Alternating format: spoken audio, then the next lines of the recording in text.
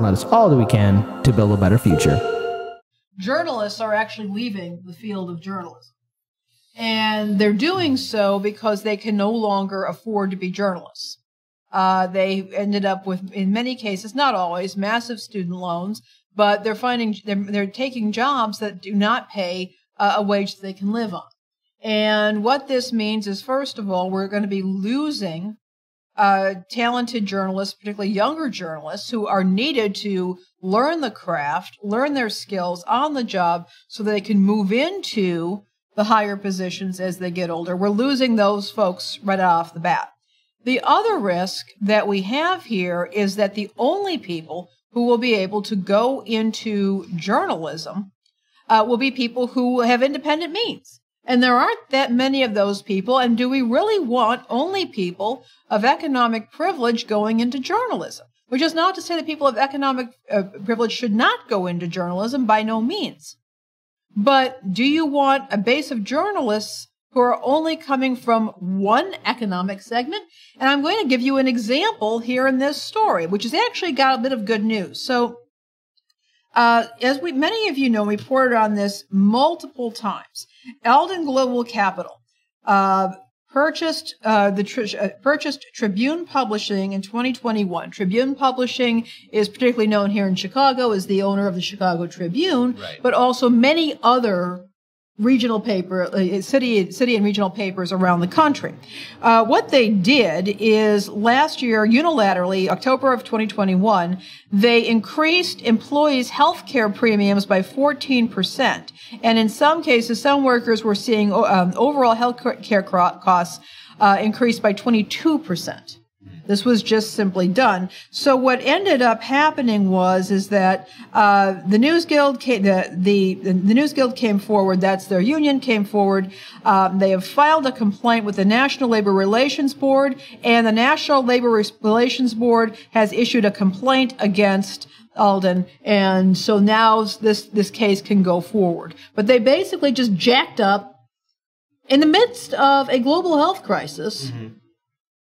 They just went ahead and jacked up healthcare premiums and healthcare costs. And what does this do to journalists, particularly the younger journalists, but even the older journalists? And remember, many of those newspapers were left with skeleton staffs after Eldon took over. A lot of the old timers were basically handed buyouts, and they had to bring in new people to do a lot more work than they ever had in the past. So if you want to talk here about journalism, and why you're unhappy with your local paper and why they don't seem to have fact checkers or proofreaders, look to the companies that have been buying up media outlets.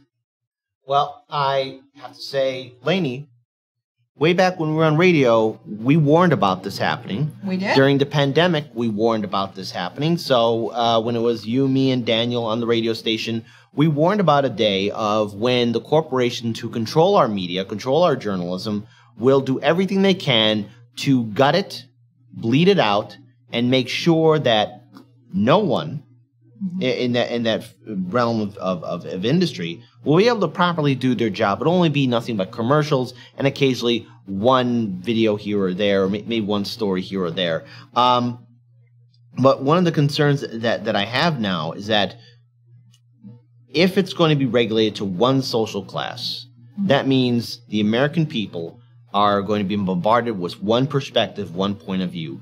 The people who live in the ivory towers will be delivering the news. Now, they're still doing it, but now, with this environment that we're in, the average citizen, what is the incentive of being a journalist Here's now? the thing, and you're hitting on something here, Yeah. Kit.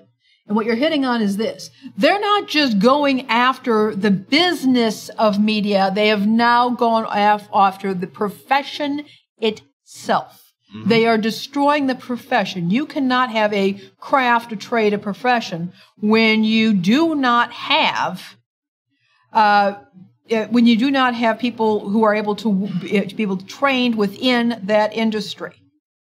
And at this point, you're going to end up with a handful of people who either they're being paid because they're being paid decent amounts because the company can afford to do so and they've got the right look or certain credentials, or you're going to have some people with economic privilege coming forward and saying, okay, we'll take on these jobs because we have a trust fund or we have a wealthy spouse. Exactly. We have bank of mom and dad. It is not good for the profession. You will end up with fewer journalists, fewer well-trained journalists at this point. And the profession will not continue to develop. And this is what happens when you put a hedge fund, which is concerned with short-term returns for investors and not even developing a long-term commercial enterprise. Now, we also gave this warning also during the pandemic where, I was saying, hey, and Daniel was saying the same thing too. Lainey, you were saying it. Kira was saying it. Hardlands Media, and to some extent Chicago Corner, we might be one of the few bastions of real independent press in the city of Chicago. And I'm just talking about Chicago alone. Now, what does this mean? Well, during 2020, we were talking about how a lot of legacy radio stations, a lot of legacy media outlet areas were firing people and shutting down their facilities, or either that downgrading, going to smaller locations. This is going to be an era in which the establishment, hedge funds, the top 1% are going to want to control information. And what have we said when it comes down to censorship? Those that are in the top 1% are telling you, the audience, that you are too stupid to make a decision for yourself. This is why we need independent media, and I will continue my call to see more citizen journalists. Now, this is not an easy thing that we do. No. At no point in time. And we don't have the capacity to do even, we don't have the capacity to do even half of what we want to do, because the point is we do a lot of commentary. I think we do a good job of combing resources, talking to people, bringing stuff to your attention. We don't have the capacity to do independent, investigative original journalism. We don't have the funds to do it. We are doing the best that we can with what we've got to bring attention to all these issues. But this is systemic, and it is a real concern. And that's why we are very grateful for all the supporters and people who believe in Hardlands Media and Chicago Corner.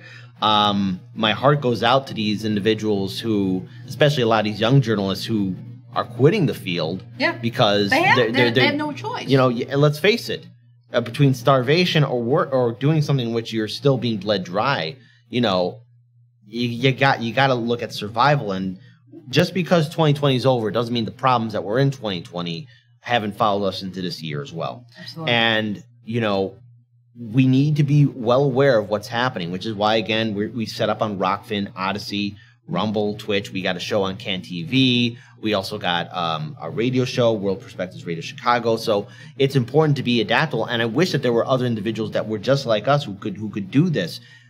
We started off with a Galaxy S7 cell phone, and we were able to build our ways up. But I can imagine all the other great talent, all the other journalists out there that are being denied. The world is being denied their gifts because of these hedge fund managers that control everything. You got to break away from it. Absolutely. We do need to move on because we've got several other stories to cover. Speaking of another union, a local union, UFCW Local 7 in Colorado, has actually taken up for its own workers by putting into the workers' contracts with various retail operations that workers have the right to defend themselves.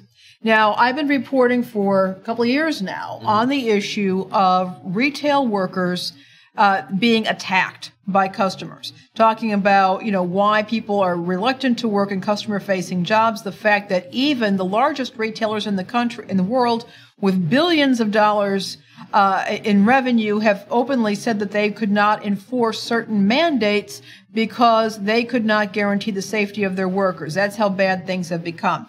In Colorado, what has happened is that the United Food and Commercial Workers Union is actually including a right of self-defense for workers if they are attacked on the job. It turns out that a lot of companies have a policy that if a worker is in some kind of conflict with a customer, for example, like trying to chase down a shoplifter, they can be fired for that. Now, I can understand, obviously, you don't want workers to be seeking out conflict because that's a liability risk for everybody. But in this case, workers are saying we want the right to be able to defend ourselves on the job if we are attacked. So this is where we've come to. Now, I'm pleased to see that the union is taking up for the workers in this area. It's about time.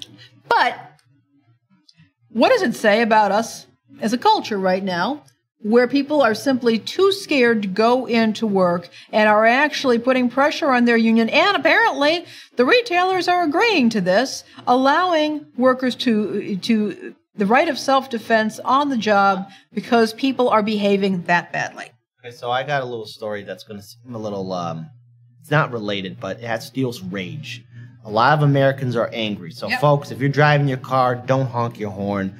I understand, hey, you got to honk your horn sometimes in traffic, right? But look, tread carefully, whatever you do, because there's a lot of upset and unhinged and very angry people out there, very scared people. Yeah. When I was coming to the studio, you know, I'm dealing with my own personal things here too. We're all dealing with our own personal things. Everyone here, from Faye, Daniel, Laney, myself, we're all doing it, but we got to be professional at it. When I was driving here to the studio, there was a police car, and the sirens were going on, and there was traffic in the way. So I'm moving my car out. All the cars are moving out of the way because it's coming, it's doing an emergency, right? You know, because it's doing sirens. I pull in front of this car, and there's still a stop sign. I could see in my rearview mirror, this guy's just yelling at me because I don't think he realized that there was a cop, you know, driving on through. So the cop goes on by. This dude gets out of his car, slams his, hand right on my window, like he's just yelling at me. And I'm trying to point like, hey, and he just does that, right? So as soon as we drive, he recklessly drives around me. And I'm thinking, like, what the hell? I understand he's might be upset that he thought I was getting in front of him. But at the same time, too, that doesn't give anyone the right to really, it doesn't give anybody the right to do anything. But you'd be surprised in neighborhood groups when people start defending this kind of conduct. Yeah. Look, people are becoming unhinged. And I must say it. I just said it. People are becoming unhinged. Yeah. And this is something that we are all having to deal with right now. And if you're in a customer-facing position where you're expected to wait on the customer is always right, I can certainly understand why these workers are saying enough's enough. We have to be able to defend ourselves. Yeah. And I'm glad to see the union taking up for them and putting it in their contract. Exactly.